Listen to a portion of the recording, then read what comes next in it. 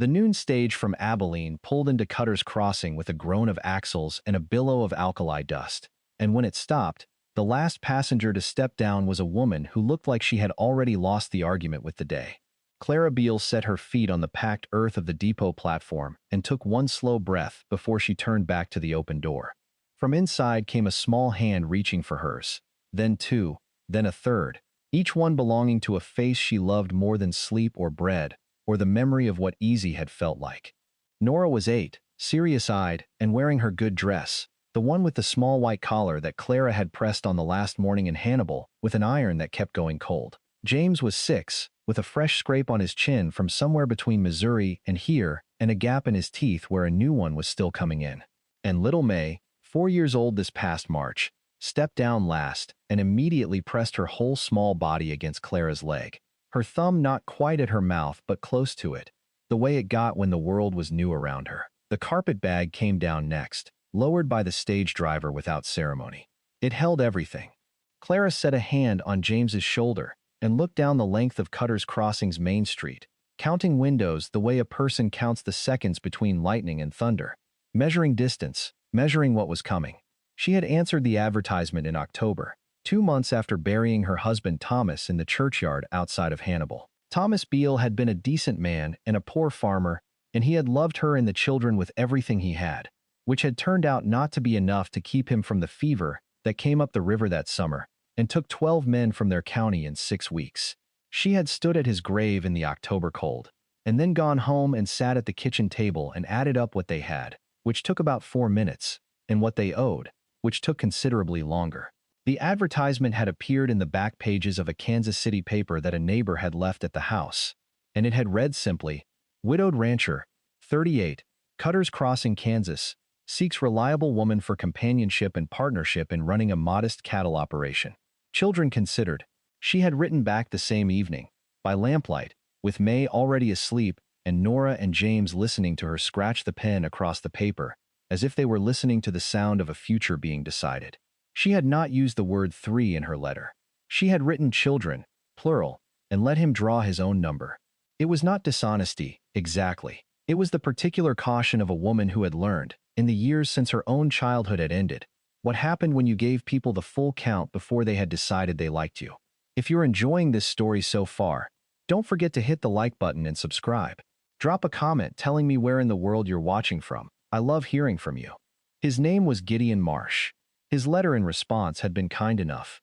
Careful handwriting, no blots, a mention of his border collie and his late wife's kitchen garden, which he said he had kept up as best he could, though he was better with cattle than with beets. He had not asked again about the children. She had taken that as a good sign and packed everything she owned into one bag and bought 4 train tickets and told Nora, who was old enough to understand something of what was happening, that they were going west to meet a man who might become their family. Nora had been quiet for a moment and then said, "Does he have a dog?" Clara had said she believed so. Nora had gone back to packing without further objection. The man waiting at the far end of the platform wore a dark hat pulled low against the glare and a canvas work coat that had seen several hard winters. He was not tall, but he was solid-looking, the kind of solid that comes from years of doing rather than showing. He was watching the stage with his thumbs hooked in his belt and the patience of someone who had learned to wait on weather and animals and all the other things that don't move on any schedule but their own. He had not spotted her yet. Clara noted the exact moment he did, because his expression shifted, a small forward lean, a quicker scan of the platform, and then he found all 4 of them at once and went completely still. She walked toward him. Nora stayed close at her right side, which was where Nora always went when things were uncertain. James dragged one boot in the dust, not from reluctance exactly, but because the texture of the ground interested him. May held Clara's hand with both of hers and did not look at Gideon at all, only at the lean black and white dog sitting patiently at the man's side. Gideon Marsh looked at the children for a long count of 3. Then he looked at Clara. "Mrs. Beale, Mr. Marsh, I thought." He stopped, started again. "Your letter said children." "It did. I assumed." He looked at May, who had finally shifted her attention from the dog to the man and was staring up at him with the open, unguarded attention of a 4-year-old who has not yet learned to hide what she is thinking. "I assumed. Perhaps 1. Clara did not flinch and did not apologize. 3, she said. Nora, James, and May. He took off his hat. She could see him working through something behind his eyes, the way a man does when the land comes out differently than the survey promised. He was not angry. She would have known angry. This was something closer to alarm, and she had enough experience with alarm to wait it out. What she did not expect was the woman who came around the side of the depot building just then. Agnes Buell. She would learn the name within the hour. A rancher's wife from the next property over, wide in the hip and narrow in the opinion, who had apparently come to town for flour and stayed for the arrival. Agnes looked at Clara's 3 children the way a person looks at a bill they did not expect and cannot return. "Gideon," she said, loud enough for the depot master to hear, and the 2 men near the livery, and anyone else who happened to be standing within 50 feet of the platform. "You never mentioned she was bringing a whole schoolroom." The men by the livery laughed. One of them said something to the other. The stage driver, still on his box, looked off toward the horizon with the particular tact of a man who has seen this kind of scene before and knows his job is done. Gideon put his hat back on. He looked at Agnes Buell. He looked at the men by the livery. Then he looked at Clara's carpet bag on the platform, and at the 3 children arranged around her like a set of nesting figures. And he said, with a kind of exhausted honesty she had not braced for, "Mrs. Beale, I am not sure what I am prepared for here." "That," Clara said, "is something I understand very well." He drove them to the ranch in a wagon that smelled of hay and iron, and the dog, who turned out to be named Flint, and who climbed straight into the wagon bed and put his chin on James's knee before they had left the edge of town. James did not move for the next 4 miles, keeping himself very still the way children do when they have been given something fragile and unexpected and are afraid of breaking it. Nora watched the landscape with her hands folded in her lap. May fell asleep against Clara's arm within the first mile, her breath evening out into the deep rhythm of a child who has decided, against all evidence, that everything will be all right. Clara was aware of Gideon Marsh beside her on the bench, his shoulder 2 inches from hers, the reins easy in his hands. He was a careful driver. He kept the horses to an even pace on the rutted road and watched the ground ahead without seeming anxious about it. She noticed that he looked at the cattle they passed through a gate with the same attention he had given to the 3 children on the platform, an accounting, but not a cold one, the kind that comes from caring what the answer will be. Gideon Marsh did not speak much on the drive, and Clara did not fill the silence. She had learned, in the 2 years since Thomas died, that silence was not always emptiness.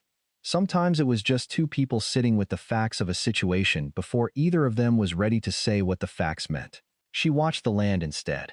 It was flat and wide, and the grass had gone brown with October, but the sky above it was enormous, the kind of sky that makes a person feel both very small and very free, and she had not expected that. She had expected to feel trapped, coming west with nothing. She had not expected the sky. The ranch was modest the way he had described, a main house of wood and adobe, a barn that listed slightly to the east but was sound, a chicken run with 8 hens, a kitchen garden that was overgrown with bindweed, but had good dark soil showing through, where the weeds had not yet won. The house was clean inside, which told her something. A man who keeps a clean house in the middle of grief is a man who has not entirely given up. There was a stone fireplace and a table that sat 6 and a shelf of books that had not been dusted recently, but had been read, the spines cracked in the way of books that have been opened and held and carried to good light. Agnes Buell had apparently ridden ahead, because when Gideon pulled the wagon to a stop in the yard, there were 2 other women already there. Clara recognized the type. Women who considered themselves useful were often right about that, but wrong about the shape of their usefulness. They stood on the porch with their arms folded and watched Clara climb down from the wagon without offering a hand, taking in her worn boots and her plain dress, and her 3 children and her single bag, and forming their conclusions with the speed of people who have been forming conclusions their whole lives. "She's brought 3 children, Ruth," one of them said to the other, barely lowering her voice. "Did you see? 3, and no wedding ring," Ruth said. Clara had a ring. It was in the inside pocket of the carpet bag, where she had put it the week before because the band had gotten too loose. Grief takes weight off a person, and she was afraid of losing it on the journey. She did not explain this. Gideon showed her the house. The children trailed behind, unusually quiet, reading the atmosphere the way children do when they sense the adults around them have not finished deciding something important. He showed her the room where she would stay, which was small but had a good window that looked east toward a low line of hills that turned purple at dusk. He showed her the kitchen, which had a solid iron stove and a shelf of provisions and a sourdough crock on the counter that someone had left a cloth over. "My wife kept that starter going," he said. 15 years. I have been feeding it, but I cannot bake bread to save my life." Clara lifted the cloth and looked at the starter. It was healthy, the surface domed up properly, a clean ferment smell, no gray water sitting on top. She pressed the back of her finger against it. Active, generous, something that had survived 2 years of imperfect tending and was still willing to work. "I can," she said. He nodded and left her to it. Agnes Buell and the two women stayed for supper, which Clara understood was not hospitality on their part but inspection. She did not mind. She had fed worse audiences. She found salt pork in the larder and dried beans that had been soaked the previous night. She would learn later that Gideon had put them to soak, expecting to boil them plain. And there were onions from the garden gone woody, but still good inside, and a heel of hard cheese and a jar of dried sage on the shelf. She rolled up her sleeves and went to work. Nora set the table without being asked, finding plates and spoons with the calm efficiency of a child who has been keeping a household running alongside her mother for 2 years. James found the water bucket and filled it from the pump in the yard, spilling only a little. May sat on a low stool near the stove, where Clara could see her, and sorted dried beans into a bowl, which was not strictly useful, but kept her occupied and gave her the dignity of contributing, which was what May needed in unfamiliar places. Agnes stood in the kitchen doorway and watched. "You cook for 3 children on your own. All this way from Missouri?" "Yes." "And you managed the crossing with no husband to help you?" "Yes." "That must have been a hardship." She said hardship the way some people say foolishness. Not without sympathy, exactly, but with a distinct implication that the hardship might have been avoided with better planning. Clara turned the onions in the pan and let the question sit without adding to it. She made a bean and salt pork stew that she thickened with a roux and seasoned until it was right. Not just warm and filling, but genuinely good. The kind of thing that makes the first bite a small surprise. And she made biscuits from the sourdough starter. Not perfect because she was learning the stove's tempers, but close enough that the crust crackled and the interior was tender. She sliced the cheese thin and laid it out and put everything on the table and called Gideon in from the barn. They ate. All of them. Gideon, the 3 women, the 3 children. May spilled her water, and Nora mopped it up without drama. James ate 2 biscuits and part of a third, and then looked hopefully at the pan with an expression of transparent longing that made Gideon reach over and put another biscuit on his plate without comment. Flint lay under the table and hoped for accidents with the patience of a dog who has been hoping for accidents for years and is not discouraged. Agnes Buell ate in silence for a while. The stew had gotten to her in the way good food gets to people. The silence around a meal shifts when the food is actually right. She ate some more. Then she said, addressing the room rather than Clara specifically, "She can cook, at least." Gideon looked up from his bowl. He looked at Clara, who was cutting May's biscuit into smaller pieces and was not looking at anyone. "Yes," he said, "she can. If you're hooked on this story, make sure to subscribe and turn on notifications so you never miss an upload. Your support means everything and helps me bring you more emotional stories like this one." After the women left, and they left with the particular dignity of people who had expected a clearer outcome and were still deciding what to do with the one they had gotten, Gideon sat at the table while Clara washed the dishes. The children were in the small room she had been given, all 3 of them on the one bed, because that was how they slept when they were uncertain, stacked like books against whatever wall felt safest. She could hear Nora's low voice through the wall, talking to the younger 2, steadying them the way she had been doing since they were 6 weeks out of Hannibal, with no plan but west. "Mrs. Beale." She dried her hands on the dishcloth. "I want to be straight with you. Please." He turned his hat in his hands, which was the gesture of a man gathering something. "I am a man who keeps his word. I wrote to you and you answered, and I agreed to meet you. I am not the sort who backs out of an agreement without cause." He paused, "But I will also be straight about this. 3 children is different from what I had in my mind." Clara sat down across from him. "I know that. I have 1 bedroom I can give you. The 3 of them together in it is going to be tight." "They are used to tight." He was quiet for a moment. "Agnes thinks I should put you on the next stage back. What do you think?" He looked at the kitchen, at the stew pot still warm on the stove. at the sourdough crock on its shelf with the cloth back over it, at something she could not identify, some interior calculation that had been running since the depot and was starting to come clear. "I think the house has been quiet for 2 years," he said.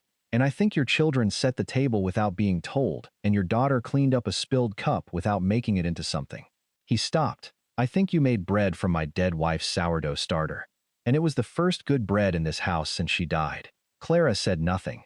She waited.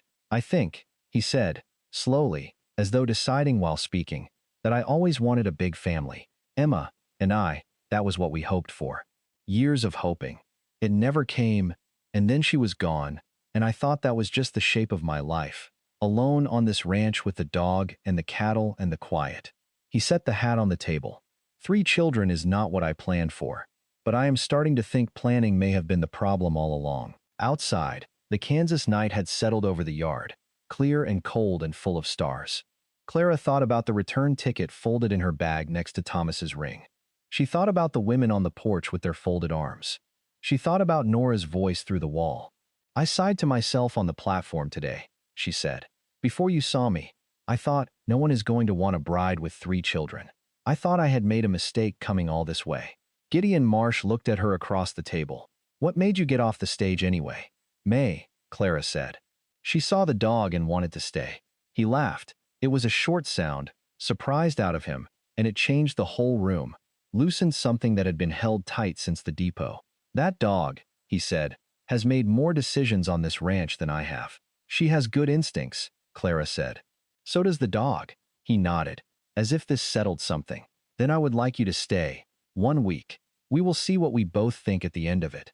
And if we are not agreed, then I put you on the stage myself, and I settle the ticket.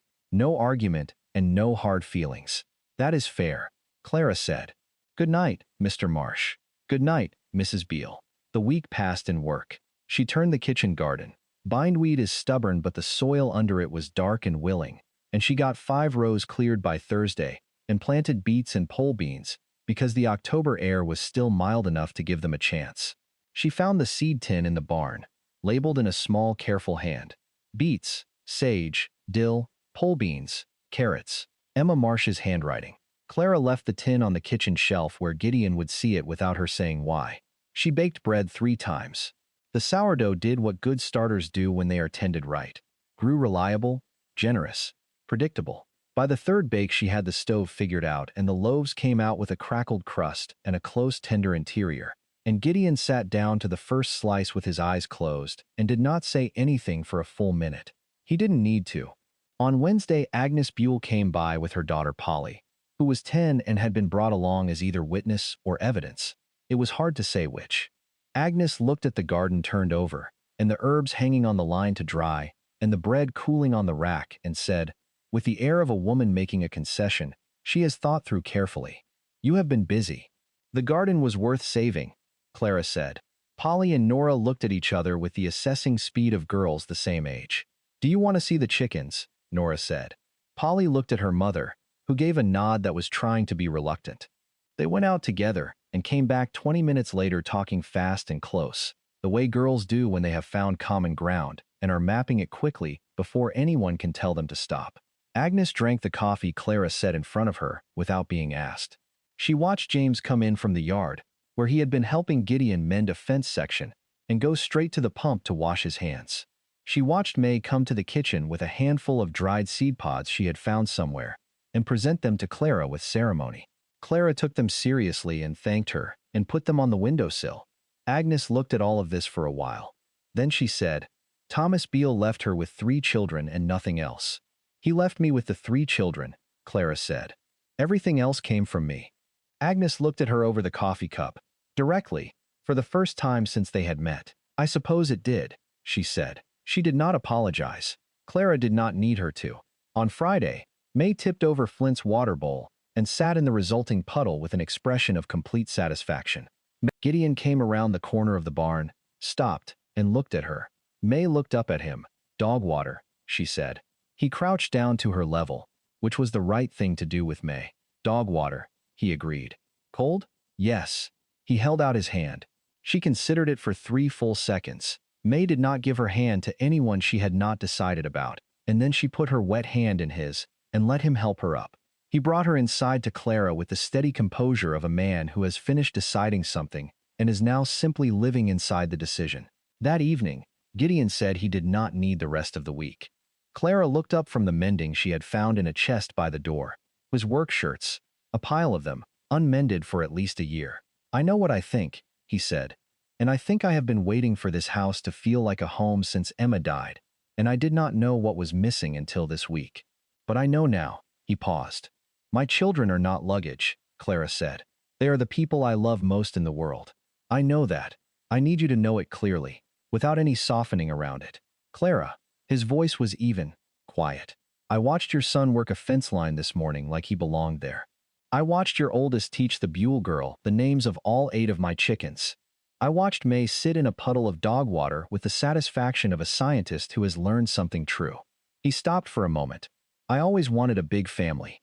It was the one thing we never managed to have, Emma and I stopped letting myself think about it after she died, because it seemed like a cruelty to want it still. And here you are." Clara was quiet. She thought about the return ticket. She thought about Nora's arm over James's shoulder in the dark. "Saturday?" she said. "Reverend Holt. Saturday." They were married in the Reverend's parlor on a bright October morning with Nora as witness. Her hands folded and her chin lifted, holding herself with the composure of a child who has been the steady one for a long time and has gotten good at it. James stood beside her in his one good shirt, very straight, understanding that something permanent was happening. May was asleep against Gideon's shoulder before the ceremony was halfway through, worn out from the early morning excitement, her cheek against his canvas coat and her breath slow and even, as if she had already made her decision about him some time ago and was simply resting in it. 3 women from the neighboring homesteads had come. Agnes was not among them, but she had sent a jar of apple butter with Polly, who delivered it at the door before the ceremony and then stayed, standing next to Nora through the whole of it. The Reverend's wife had put out 2 chairs and a small table with a pitcher of water and a jar of marigolds from her fall garden. And the room smelled of beeswax and wood smoke, and the particular quiet of a place where people come when they need something made official. The Reverend said what needed to be said. They repeated what needed to be repeated. When it was done, he shook Gideon's hand, and then turned to Clara and shook hers with both of his, and said, plainly and without decoration, "Welcome to Cutter's Crossing, Mrs. Marsh." The Reverend's wife, who had been standing near the door with her hands folded, said nothing but gave Clara a nod that meant something. The nod of a woman who has seen enough beginnings to know a real one from a performance. On the drive back, James said, "Are we going to keep the dog?" "The dog lives here," Gideon said. "So yes. Can I teach him to fetch?" "He already knows. He just doesn't always agree to it." James looked at Flint, who was sitting in the wagon bed with his ears up and his expression entirely his own. "I'm going to teach him to agree." Gideon glanced at Clara. Clara looked at the road ahead. The thing between them in that moment was warm and entirely real, and neither of them said anything about it, which was exactly right. Agnes Buell came by the following Monday with a jar of apple butter, her own jar, because Polly had already given the first one. She handed it to Clara at the kitchen door with the posture of a woman extending an olive branch without quite calling it that. Clara took it. "Thank you, Agnes." Agnes looked past her at the kitchen, the bread on the rack, the herbs dried and stored, the garden through the window with its new rows of beets just showing their first true leaves. "Polly wants to know if Nora can come to their place Thursday." "I'll ask Nora," Clara said. "But I expect yes." After Agnes left, Clara put the jar of apple butter on the shelf next to Emma Marsh's seed tin and stood there for a moment looking at both of them together. The jar Agnes had brought with her particular brand of grudging grace, and the tin with its small, careful labels in a hand that no longer existed. They sat side by side without contradiction, which seemed about right. Nora was at the table doing her arithmetic. James was in the yard making a serious study of how to persuade Flint to change his mind about fetching. May was somewhere she was not supposed to be, because it had gone quiet, which was always the sign. Clara found her in the kitchen garden, pulling up a beet with both hands, her face red with the effort of it, the leaves bunched in her fists. The beet came free and May sat down hard in the earth and held it up. "Look," she said. "Big. Very big." Clara agreed. She crouched down and looked at the beet and then at May, who had dirt on her nose and in her hair, and the absolute satisfaction of a person who has pulled something real out of the ground with her own 2 hands, and knows the value of that. Come help me wash it, Clara said. May took her hand, and they walked back to the house together through the October afternoon, the low hills to the east already going purple with the failing light.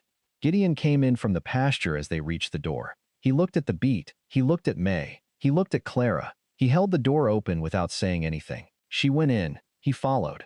The door closed behind them and the yard went quiet except for James still negotiating with the dog, and the wind moving through the garden rows, and the sound of the house settling into itself, the way a house does when it has finally got the people in it that it was built to hold.